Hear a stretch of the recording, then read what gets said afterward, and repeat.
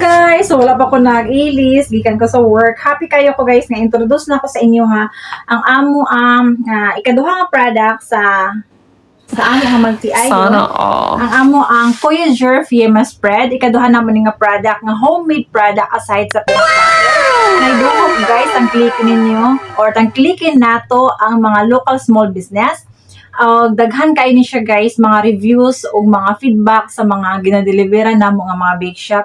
Og halin ni siya guys aside sa amo ang lamian nga peanut butter.